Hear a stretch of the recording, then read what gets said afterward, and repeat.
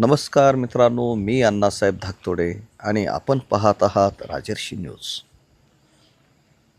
भटक्या विमुक्त समाजाचे ज्येष्ठ साहित्यिक आणि विचारवंत उपराकार लक्ष्मण माने यांनी धर्मांतर, जात व्यवस्था आणि सामाजिक विषमता यावर अत्यंत थेट आणि ठाम भूमिका मांडली आहे. गेल्या 30 ते 35 वर्षांपासून डाव्या विचारसरणीच्या चळवळीत कार्यरत असलेल्या लक्ष्मण माने यांनी सांगितले की सेक्युलर म्हणणाऱ्या समाजातही जात कायम आहे. वरवर धर्मनिरपेक्षता असली तरी प्रत्यक्षात जातीचे फायदे कोणीही सोडलेले नाहीत.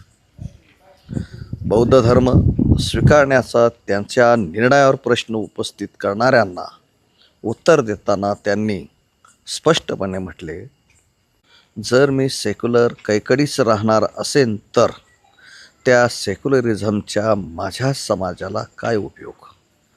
डॉक्टर बाबासाहेब आंबेडकरांच्या विचाराचा संदर्भ देत त्यांनी सांगितले की अस्पृश्यतेविरुद्धचा संघर्ष हा केवळ व्यक्तिगत नाही तर तो वर्ग संघर्ष आहे.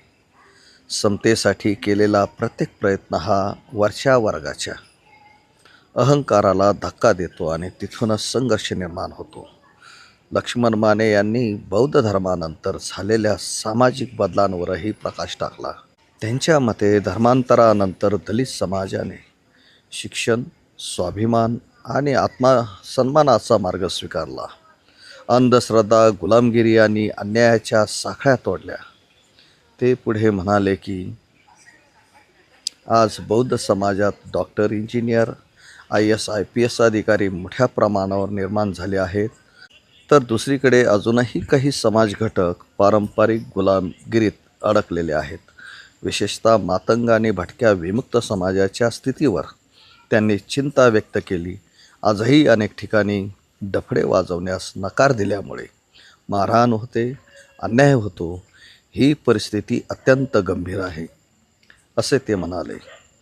लोकशाहीमध्ये प्रतिनिधित्व मिळवण्यासाठी आणि सन्मानाने जगण्यासाठी जात व्यवस्थेचा त्याग आवश्यक असल्याचे त्यांनी ठामपणे सांगितले. शेवटी त्यांनी स्पष्ट संकेत दिला, लाचार आयुष्य जगण्यापेक्षा बंडखोर बनून स्वाभिमानासाठी लढणे अधिक महत्त्वाचे आहे. ही होती उपराकार लक्ष्मण माने यांची ठाम आणि विचार प्रवर्तक भूमिका. अशाच महत्त्वाच्या बातम्यांसाठी पाहत रहा राजर्षी न्यूज. धन्यवाद. जय भीम, जय भारत.